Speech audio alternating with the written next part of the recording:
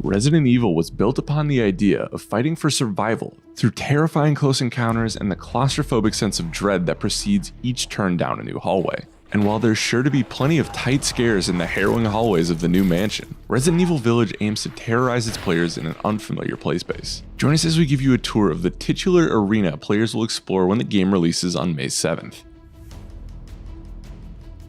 Village is a well-documented departure from the Resident Evil series, in that fans will experience a vastly different inspiration for the world and what lurks there.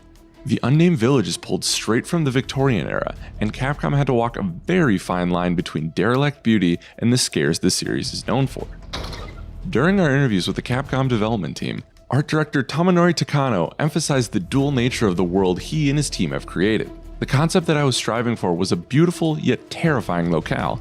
Resident Evil 7 was trying to reach a broader audience, so another mission for me was trying to make sure that it was also very catchy and aesthetically pleasing. At one moment, players will gawk at the beautiful stonework and the detailed yet cluttered homes of the village before fighting off the cause of its destruction. The developer's goal is to make sure players feel immersed in the unnamed village while making sure they stay on their toes as danger creeps in from every side.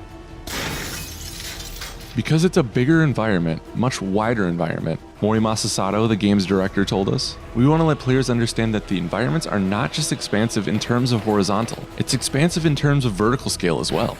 You're able to climb up and fight on village roofs, so being able to use the terrain and environment to make the enemy a little bit more predictable and using the terrain to your advantage. Like before, players will be able to find currency, treasure, and other collectibles that they can bring to our friend the Duke. The larger-than-life figure takes the place of the merchant from Resident Evil 4 in that he'll be your source for weapon and health upgrades and whatever else Ethan needs to find his daughter. The Duke's supplies are essential, as Ethan must be prepared to fight off the hairy denizens that have brought this village to its knees. But who are the Lycans and how do they play? You'll just have to keep it locked to Game Informer to find out. Hey friends, Alex Stadnick from Game Informer here. We hope you enjoyed this dive into Resident Evil Village, but the fun doesn't stop here.